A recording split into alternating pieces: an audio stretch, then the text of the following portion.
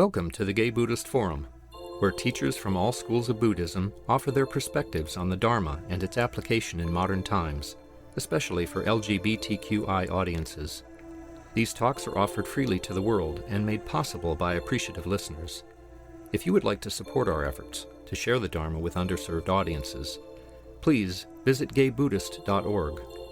There you can donate, find a list of upcoming speakers, or enjoy many hundreds of these recorded talks dating back to 1996.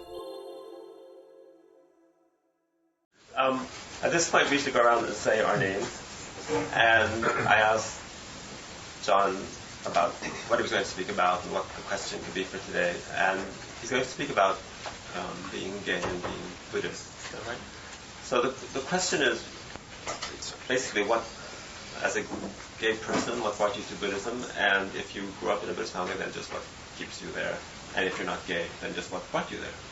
I would really also ask if we all embrace brevity, since we have so many people. Actually, I'll talk about that. I don't want stories. It just has to be the word. You know, if it's a friend, then you say,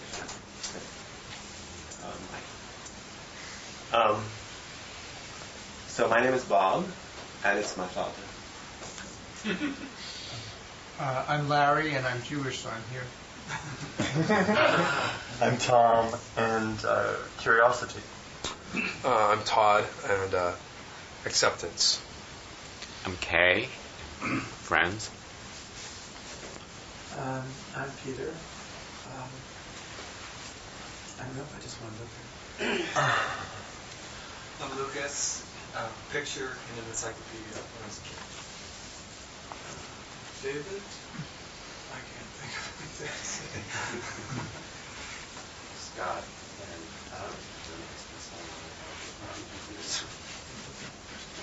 I'm Don, and it's wonderful to be gay and Buddhist. My name is Jim. Meditation. Could we come back to the second one? John, and it just feels like the right path. I'm Darren, and just like meditation. I'm Long, and it just felt natural. George Alan Watts, feeling of familiarity more than anything. I'm Carl Lasagna, and philosophy resonates well with me. Marty and the Maharishi. Jeff, suffering. I'm Chi, I'm just me. Michael, disillusionment. Howard, authenticity. I'm Dennis, and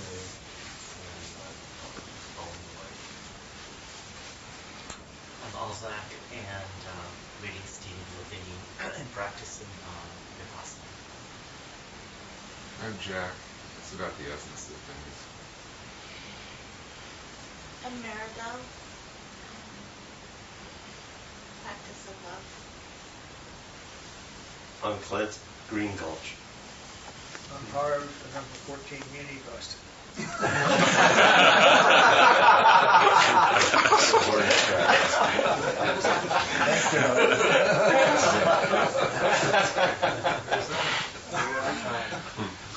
Lee sleeping more peacefully. Mark, acceptance. David, the death of my 6 basis point. Bob, I'm Jewish, I'm queer, and I'm here. Buzz, anxiety. Good, and glad we share this time. I'm Ray, friends. I'm Jim, quest to be president. I'm Bob, Alan Watts, and it continues to make sense. Scott, lots of reasons, I guess. Ultimately, it comes down to dealing with pain and suffering. That's everybody? Sorry, I didn't catch that. Yes, and Buddhist. Just Could you... Oh. Peter and Jeff.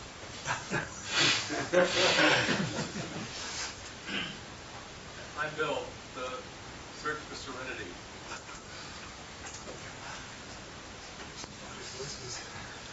Okay, that's everybody. I hope you can hear and see everything.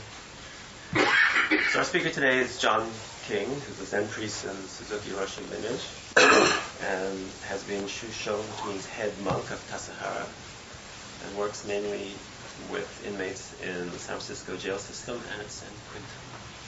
Welcome. Thank you. So usually my voice is quite loud. I hope you can hear me back there. Can you? Yes. Good.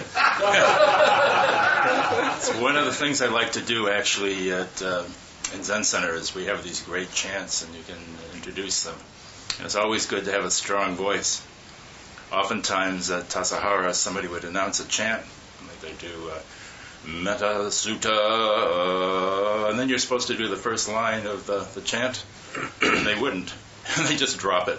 And you could just feel the whole room suddenly trying to figure out where the pitch is. So having a good, strong voice and leading into that first line of a chant was always important. We heard all of your experiences of coming to Buddhism are all valid and wonderful, and I appreciate all your just short statements. What I'm going to talk about today is just my experience of the gay Buddhist experience in San Francisco. I came here in 1975. Like some of you mentioned, Alan Watts was important for me. I was in Quaker graduate school in religion. In my last year in school, I dropped acid, and I'd had a couple of classes in Buddhism, but everything in my experience was a sense of oneness, and it wasn't Christocentric. So I really had to start looking at that. And Alan Watts was a great connection. So when I came here in 1975, I came because I was gay and also because I knew Alan Watts was in the area and something was happening in terms of Buddhism here. And I remember being at lunch at City Center, and I heard people at the other table saying where they were going to put Alan Watts's ashes. And I knew I'd come home. It was a great connection.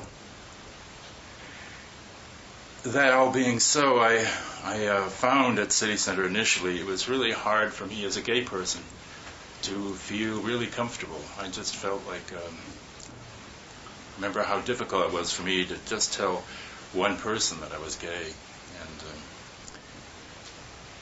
so back in 1982, when Hartford Street was getting started with Isan Dorsey, how many of you ever knew Isan personally? Yeah, great spirit. Every time I adjust my robes, I always feel like I'm not doing him due honor because he was such a drag queen in terms of his clothes. He just loved robes, and unfortunately that's not quite my tradition. My tea group, I studied tea, and they bought me this underrobe because they thought I was inadequate in my dress. But so Hartford Street was this place. How many of you have been to Hartford Street? There we go. Was a place where we as gay, lesbians, transgender, bisexuals, got to cover the field here, could feel comfortable. And it was a great experience. Us all starting up the Hartford Street, Isan being the centerpiece. And as you all know, what happened was we had the great tsunami, the great AIDS epidemic come on.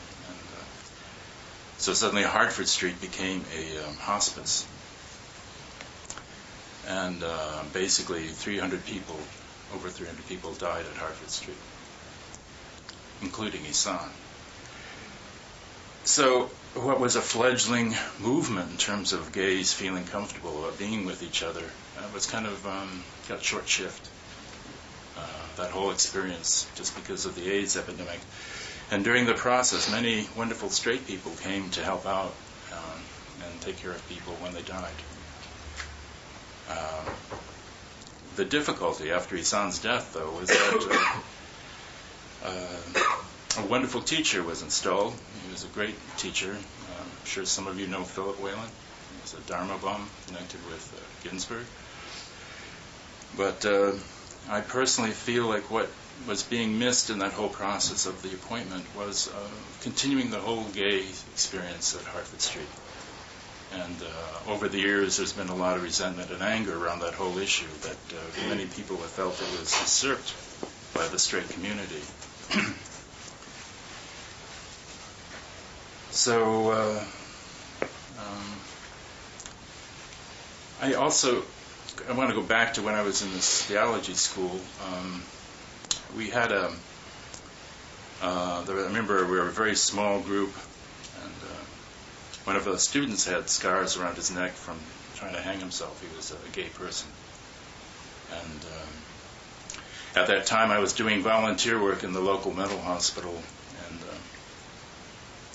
I remember I met a young fellow, my age, who had been arrested for just a few joints of marijuana. And he had told the judge that he thought marijuana... Can you still hear me there? Yeah, it's okay. Yeah. Oh, all right, I'll belt it out. That he felt marijuana and being gay, or being a homosexual, should be legalized. And the judge put him in the mental hospital. And I remember at the time literally freezing, because there was no difference between that person and myself. And so when I came to San Francisco, and this was as the AIDS epidemic was happening, two of my classmates who I didn't know were gay, and they didn't know I was gay, Clint Hockenberry, I don't know if any of you knew Clint, and Tom Story. At the onset of the AIDS crisis, Clint had gone on to become a lawyer and founded a group called Lawyers for People with HIV. And Tom Story had gone on to found the group AIDS Benefit Counselors. And I didn't know they were gay, and the only time I became aware they were gay was when I saw their obituaries in the paper. And I cut those obituaries out and I sent them back to my school. And I said, all those little sessions we had, little encounter sessions where we were supposed to get to know each other, we forgot to include being gay as something that was important and something to be shared. So at Hartford Street, I remember encountering a straight person who was gay friendly. But I'd been reading Peter Matheson's book, The Nine-Headed Dragon, and in it there was an encounter. He's telling this wonderfully sad and tragic story, but very beautifully written story of his wife's death.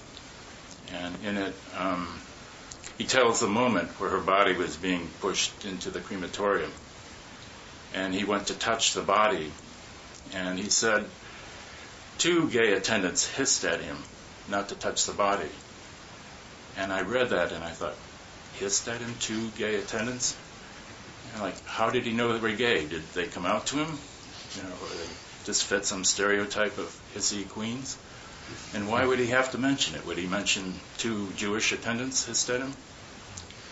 So I mentioned this to this person, saying, this seemed to me to be homophobia. And this person said, I don't see that. And it brought home for me why we oftentimes practice here together as gay people and lesbians. Just because we don't want to explain ourselves all the time to other people. And even though somebody can be gay friendly, as part of their education process is to become aware of what it is to be a gay person. But at the same time, it's nice just at times not to have to explain it, just to totally enjoy each other and share the joy of being who we are.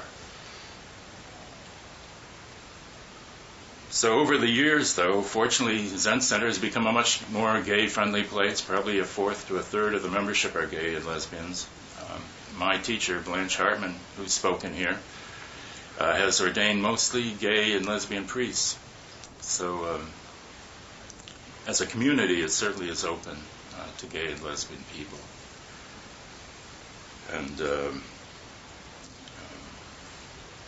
I feel personally very comfortable practicing there.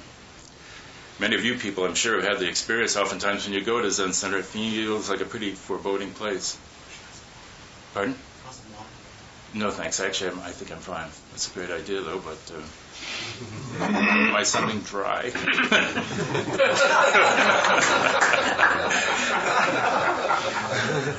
So, and Zen Center can be a pretty foreboding-looking place. I don't know if any of you have had that experience of walking in there and feeling it's pretty intimidating sometimes. I mean, you could be the most waspy, straight person in the world and still be intimidated by the place. Just to be sure you had the forms right, afraid of making a mistake that other people would notice. One of the things I immediately felt comfortable with just coming here, I know this isn't your main practice place. You got the back room, I guess. But just seeing this old carpet on the floor reminded me of being a kid, where we used to have a coal room in the house way back when, which kind of dates me. And when we went to gas, that suddenly could become my science laboratory. But then we found some old clothes of my grandmother, some old plumed hats and lots of old dresses, and we turned it into a cars bar, a little drag place where you could have strip shows, boys only. So this kind of reminds me of that same kind of feel, in one sense, of kind of just naturally being who you were. It's no surprise that my other two brothers and myself, my one brother's gay, and the other one, although he's been married, has had gay affairs. And a little side note, I don't know if any of you have read this wonderful book by Stephen Greenblatt on Will in the World. It's a book on Shakespeare. I recommend it for all of you. It's a great read, first of all. He's a Harvard scholar, and really points out that Shakespeare was probably gay, if not gay, bisexual. And he really goes into the literature to show that. But one of the things that he points out in this book is that in grammar school, it was oftentimes what students would do would play out certain plays, certain Latin plays in Latin. And of course, boys would all play the girls' roles. And he quotes different headmasters of having concerns that the boys, when kissing each other, would suddenly become aware of this other life. And you can imagine Shakespeare as this young boy, all these other young boys. So it's a great read, and what's also wonderful about it, in the same way that our practice is wonderful, both Greenblatt and Shakespeare have such a depth of understanding. Just to read the book, you get such an insight into the circumstances of Shakespeare's life and his work. But also what's intriguing in it also is he talks about the whole circumstances around the Protestant-Catholic controversy. And even though Jews weren't a main part in English society at the time, they still were kind of the bugaboo character that was held over as kind of the horned devil. And the kind of brutality that was done under the name of not accepting each other in terms of differences in practice is incredibly sad. It's also interesting, though, how many gay groups we have in the city, gay Buddhist groups. There's your wonderful group. There's Hartford Street. There's the Gay Men's Buddhist Sangha that meets at Hartford Street. There's the group that meets at the LGBT Building Center. That as a practice, it has an enormous appeal to the gay community. I remember a bishop a few years ago when they closed, a Catholic bishop, something like 5 of the parishes in San Francisco, said, well, the parishioners all moved to the suburbs. And I thought at the time, well, okay. But the population level actually increased in San Francisco. So what happened? Why did the church no longer seem relevant to those people? And I think Buddhism has spoken to all of us in terms of acceptance. The big difference I oftentimes think is, in monotheistic religions oftentimes you get into this world of good versus evil. And in Buddhism, as Dogen in his writings talks about the one great pearl, that everything is included in Buddhism. Buddha nature is not limited to just a few individuals, it's everything. And story after story, you'll hear little koans and stories like what is Buddha nature? And the answer is a turd. You go, a turd? Come on. That's not very elegant, a turd. Let's have something a little better than that. But Buddhism includes everything. Nothing is excluded from the realm of Buddha or the divine. And I think people like Jesus were fundamentally saying this in their own way when it got taken over by the formal church. In the Gospel of Thomas, there's a wonderful passage that says, the world of God is spread before mankind, and they do not see it. So fundamentally, I think in truth, the basic connection and concern in all religion is fundamentally the same. Interestingly, at San Quentin, a couple of weeks ago, we had a teacher in the Vietnamese lineage come and speak, and she gave the precept. Wonderful ceremony, beautiful ceremony. But at the end of it, she made a statement which was a little unfortunate. She said, now that you've taken these vows, you cannot take the vows of any other group. And a few people in our group who were Catholic were really upset by this. One person in particular actually later broke into tears because one of the things he enjoyed doing at San Quentin was going to the Catholic service, the Buddhist service. I mean, he would just do the rounds, and it was very nurturing and supportive for him. And fortunately, there was a very generous priest, Catholic priest there, a nun, who said to him, you can keep going to the Buddhist services. It's not a contradiction. And fundamentally, that is our practice, to appreciate the diversity, not only in our own lives, but also in terms of practice, how we all understand the divine, how we express it.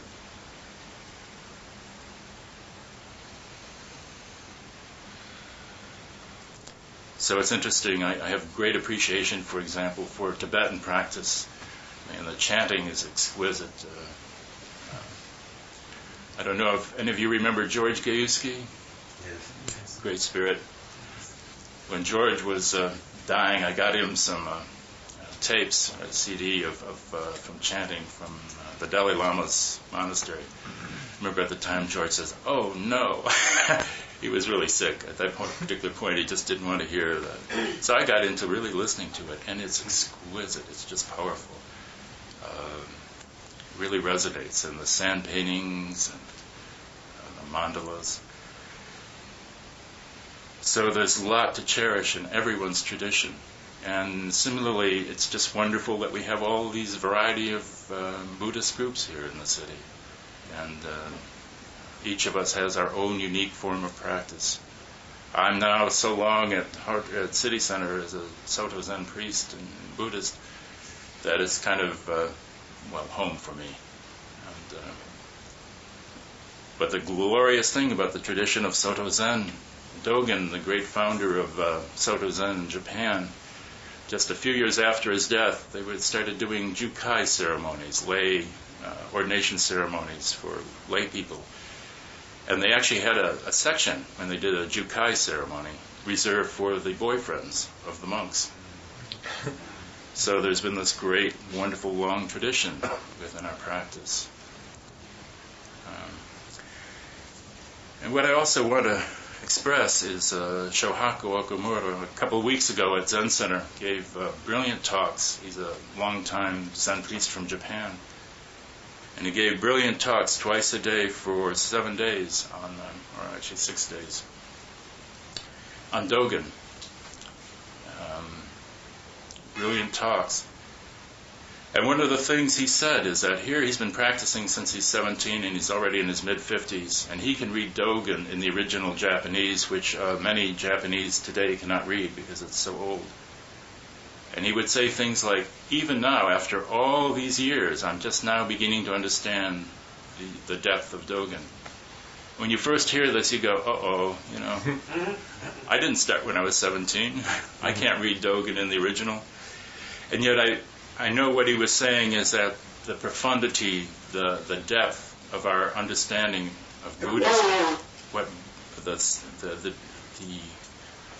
vastness of Buddhism is so incredible that the more we study it, the deeper our perceptions can become and our understanding.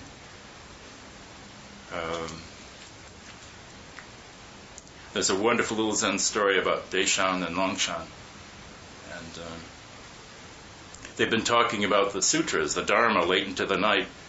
And just as Longshan was about to leave, he asked for a torch, because it was dark outside, and the vast dark sky was out there. So Deshan gave him a torch. And just as he stepped out with the torch, Deshan blew it out.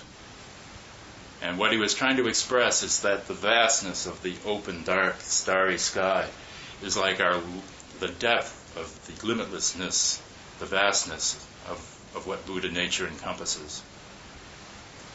So I want to encourage all of us, regardless of what our tradition is, to really just trust that practice and as gay, lesbian, bisexual, transgender people, just totally immerse ourselves in the wonders of this practice.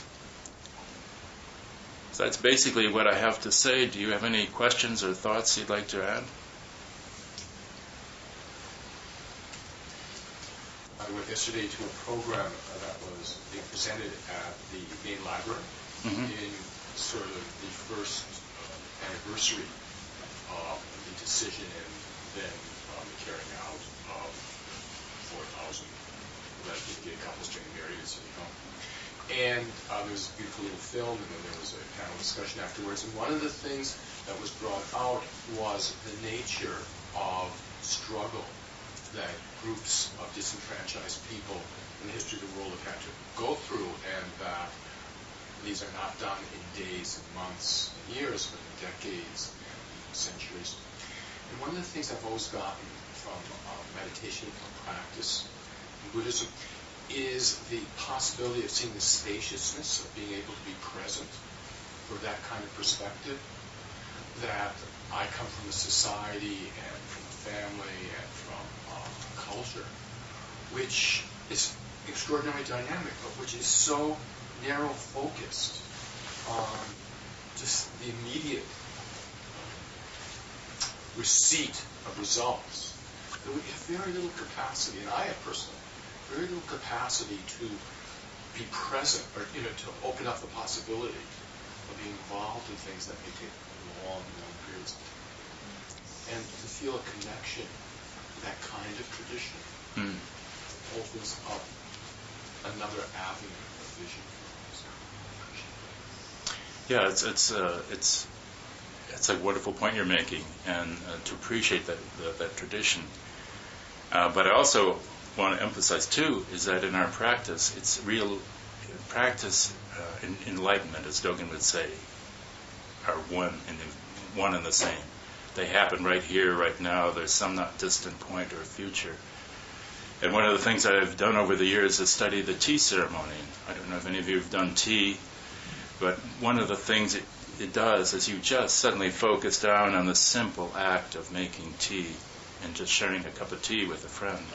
You can go to these large tea events and see all these people in great kimonos, and it looks very formal, not unlike sometimes our Zen drag on a big scale can get.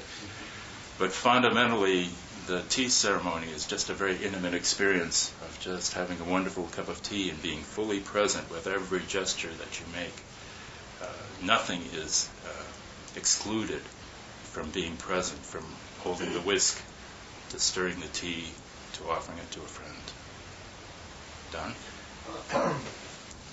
I'm the coordinator for the fellowship. We're dealing with correspondence with the prisoners, or basically sending them newsletters, and also the Zen Center sending books out to these guys. And I hear, I read and others have read about what it means to these guys to be practicing Buddhism in prison. I wanted you to talk a little bit about what it's like being in the San Quentin group, how they respond to it. Anything else you want to say about Buddhism and our infernal, awful prison system? Yeah. Actually, I think that's one of the reasons, probably you too, Don, and any of you that have gotten involved with like mental health or prisons or things as such, or working with people on the street, is again to appreciate that again Buddha nature happens everywhere, and Like this afternoon, I'm going to San Quentin, and we have a wonderful sitting group at San Quentin. These guys are mostly lifers. They've killed somebody probably early in their life, in their late teens, early 20s. But in many ways, these guys are more monastic than Tassajara or other Zen practice places. They know where they're going to be for the rest of their life. Every day, the routine's the same. Some of them get up at 3 in the morning and do the Bodhisattva precepts. So it's very inspiring.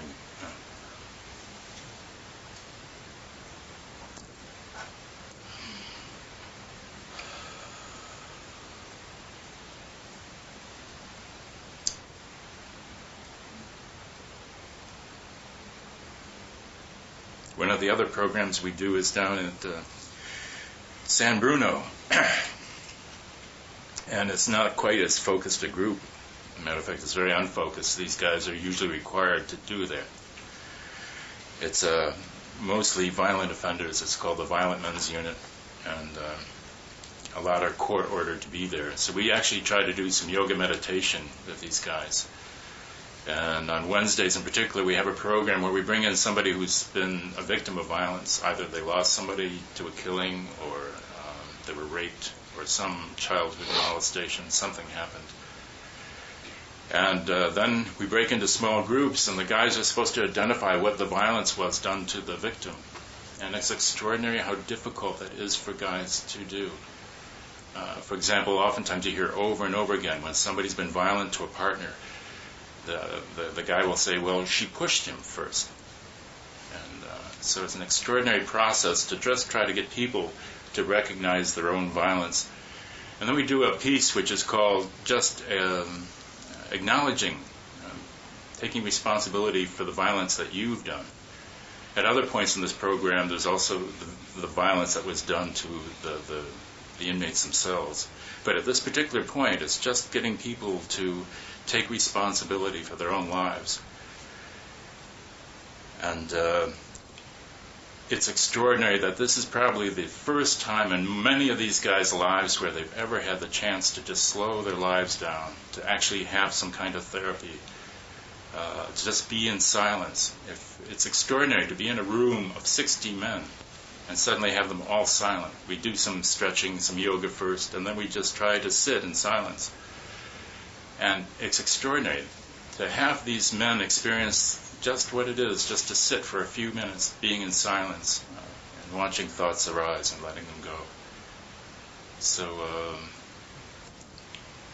if any of you are ever interested in doing volunteer work, you could probably talk with Don or myself.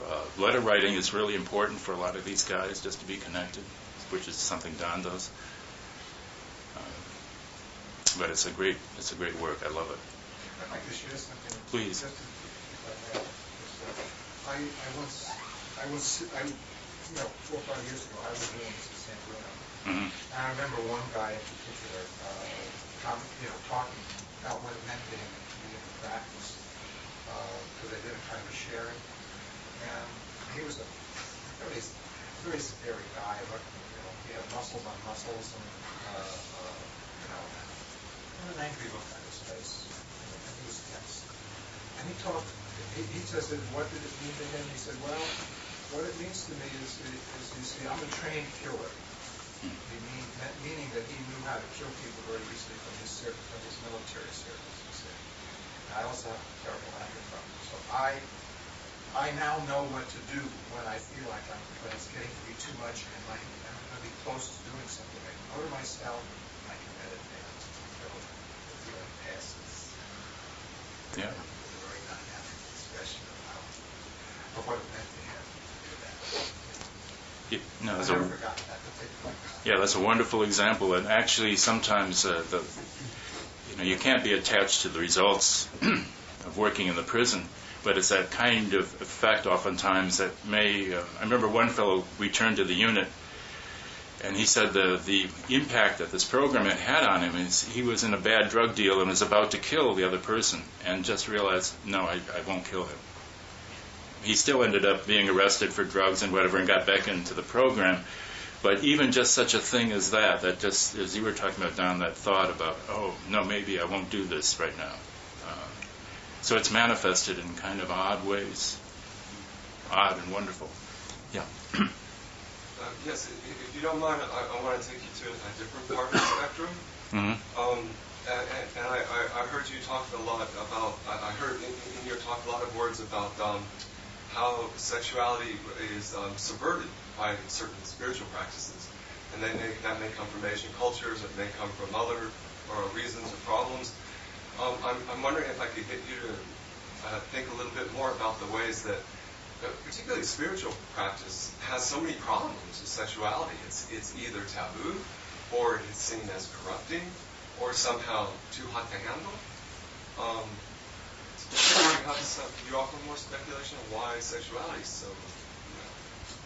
Well, as Paul Haller the other day, the abbot of Zen Center, was quoting somebody saying, sex is a topic or of limitless interest for all of us. And I think religion misses the point when it does subvert sexuality. It was imposed on Soto Zen or on Buddhism in Japan in the Meiji period that priests could marry. But what it also avoided was all this hypocrisy about having concubines and whatever else was going on.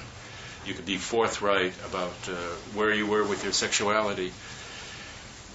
And one of the great things, somebody mentioned Green Gulch as a great entry point to practice. And one of the great things at Green Gulch primarily is that there are lots of families raising kids. And it's a form of letting go, of non-attachment, as they keep pointing out, is having kids. When you have kids, there's this, you have to be not so stuck on self. And it's also a joy just seeing these kids being cared for by the community. So I think, yes, you're absolutely right, that I think religion has gotten into this kind of weirdness about sexuality.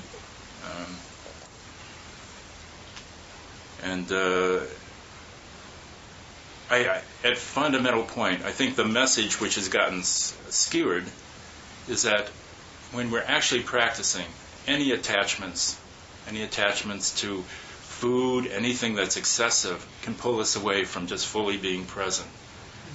And I think that's the message, but it's gotten so twisted at times that it gets to be an absolute that these things are bad.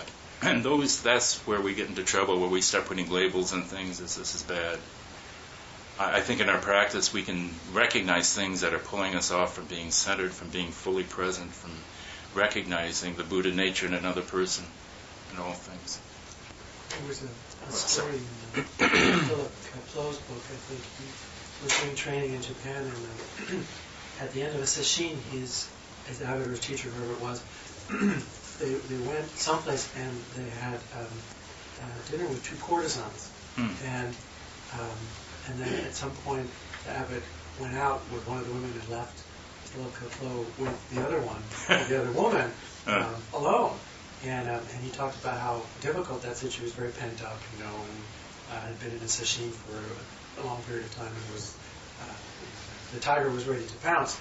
And he didn't do anything with this woman, and he went back to his teacher afterwards and said, well, you really put me through a hard task leaving me alone with that woman, and I guess I got through it, but what have I done? And he said, well, you could have done something. He said, but the point is that if you did something, you would have to not lose your focus of your practice. You would have to honor her and treat her appropriately. He just it wasn't about not having sex. It was about seeing what a powerful sort of drug or distraction sex was. And he said, if you could maintain your practice and be involved with this woman, then the test was not to keep his hands off. The test was to maintain his practice and his focus in the moment and his balance. I always thought that was a very interesting story because people always think of Zen as being so austere and so sort of anti-body, really, just sitting so still that the body drops away. They say that in the literature, but it's not always so. Yeah, one of the most favored Zen teachers in Japan is EQ, who oftentimes in his poetry talks about you'll find me in the bar, in the brothel, whatever else. However, I also want to stress that one of the problems we've had in Buddhism in America is there are a number of communities that have fallen apart because of sexual activity. And I think there's a real awareness that we have to always keep between teachers should not be having sex with students.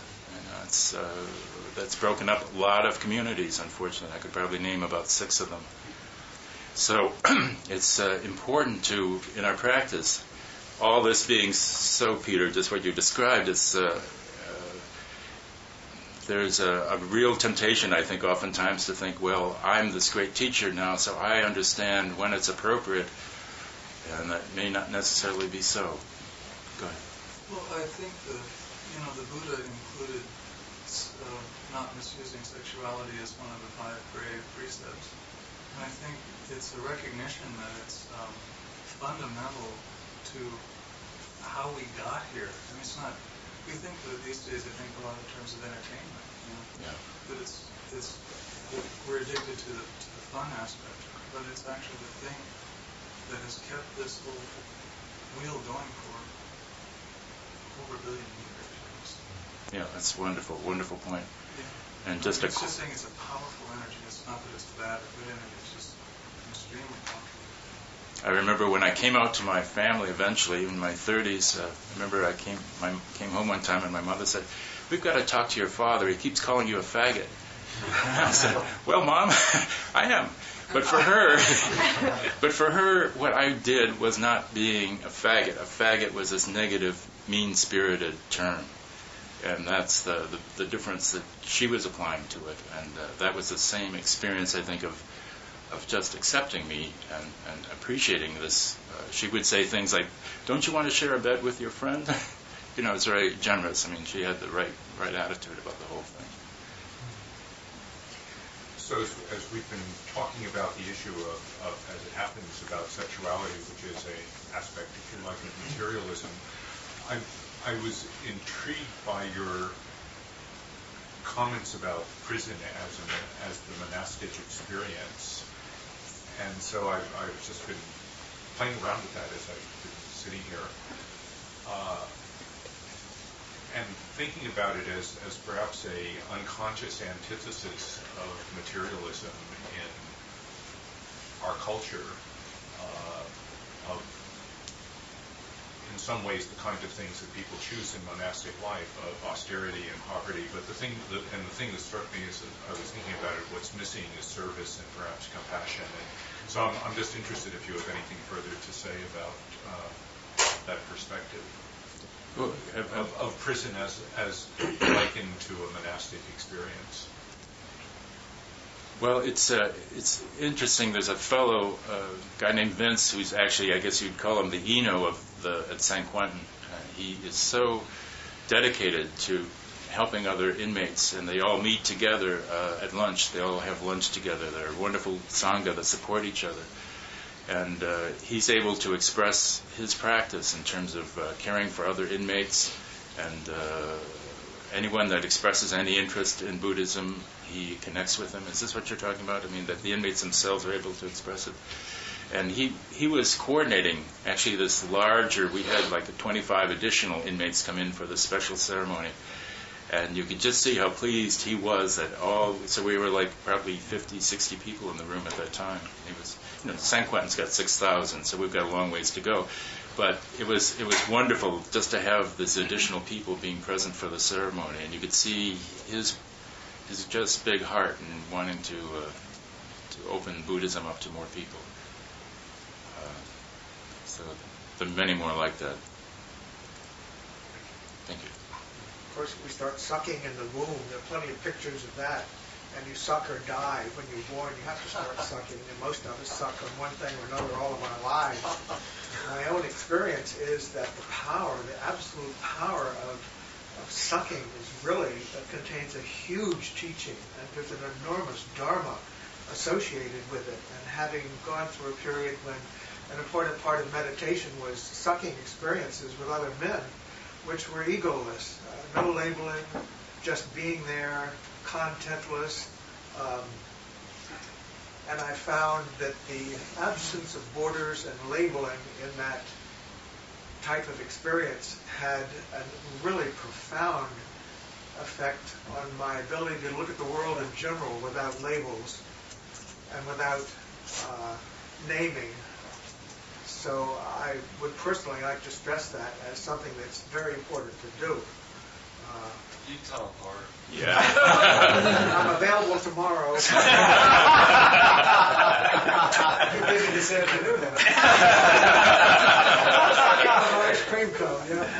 Well, that reminds me of something Woody Allen said when he was asked is sex dirty, and he said, if you're doing it right. And he was asked, is sex dirty, Woody Allen? And he said, if you're doing it right. So, anyway, I've really appreciated being here with you guys. It's wonderful feeling the energy from all of you, guys being inclusive of women.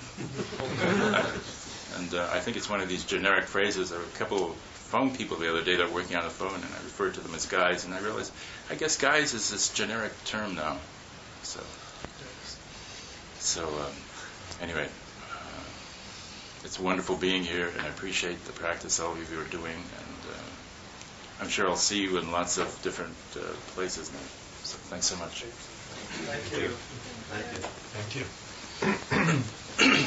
And we have announcements of interest to the Sangha.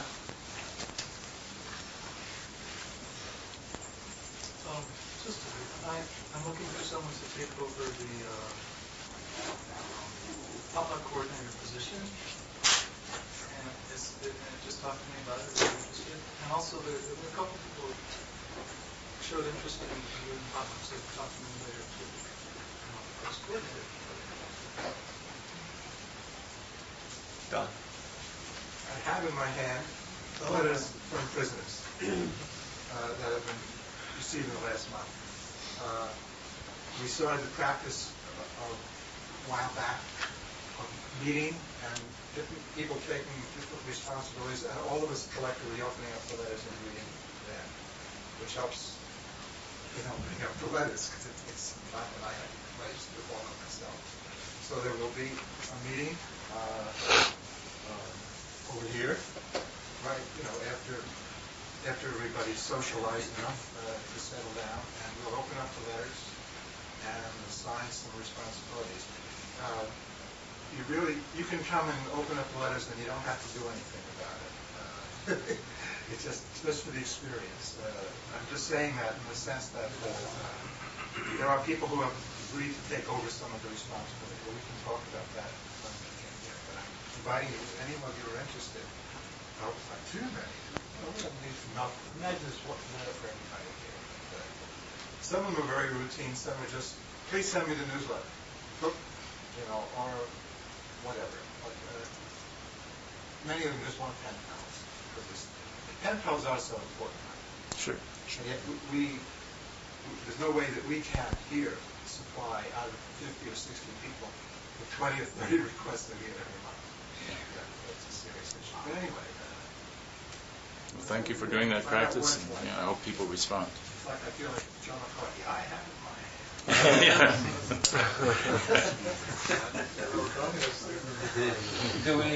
Is there a host today? Yes. My name is Suzuki Roshi, and I'm the host today. If you're new here to the gatherings, let me suggest we have a Dana Bowl that folks can make a contribution to because we need to manifest our gratitude so that we can keep going. Currently, that number has been attached 5 to 8, 8 being the more current figure, but whatever you can give works very well, I think. If you have a hard time, if you want to talk to anyone, feel free. I think it's usually a friendly bunch, and some of them gather afterwards and go out for lunch.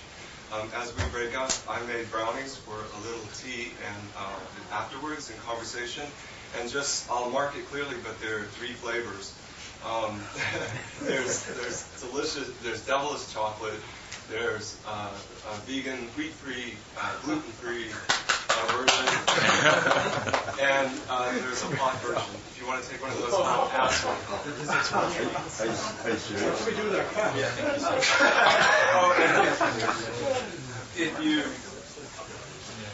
If you have, if you make a cup of tea, please wash your cup afterwards. Thank you.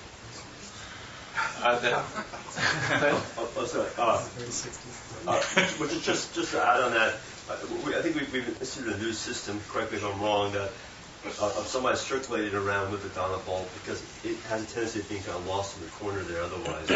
So I was going to ask for a volunteer to circulate the Dana bulb. Well, since you brought it up. Well, I'd be glad to do that unless somebody else wants to do that. Thanks, Glenn. Yes. Yeah, I just wanted to take this opportunity to introduce a special guest of mine this day, my landlady and housemate and very, very good and deep, deep friend, Gudrun Jacobson from Petaluma.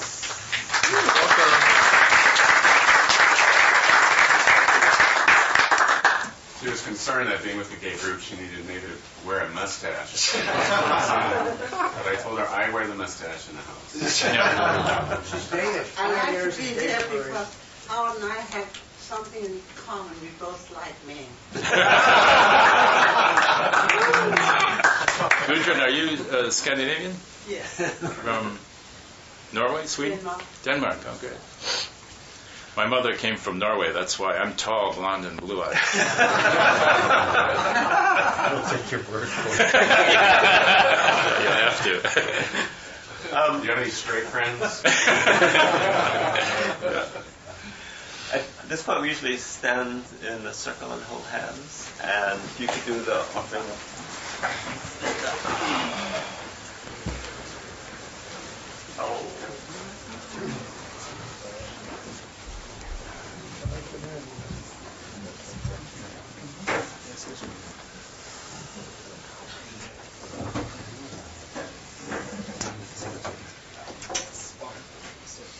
Can you do the offering of nectar, John? Which version? We've got a lot of versions. Oh, I can get you a copy of the newsletter that has one. Yeah, why don't we do whatever version. Yeah.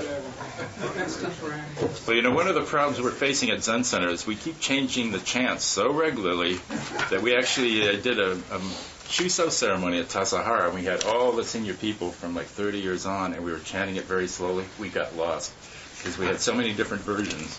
It was a little hard for everyone to know which one was happening. So, well, why don't you pick one from out of the Zen tradition? And well, this one out of the sounds. This is it. By the power and truth of this practice, may all beings have happiness and the cause of happiness. May all be free from sorrow and the causes of sorrow. May all never be separated from the sacred happiness, which is without sorrow.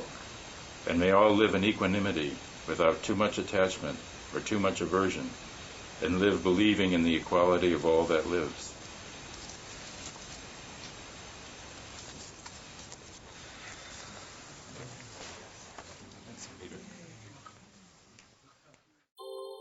Thank you for listening to the Gay Buddhist Forum.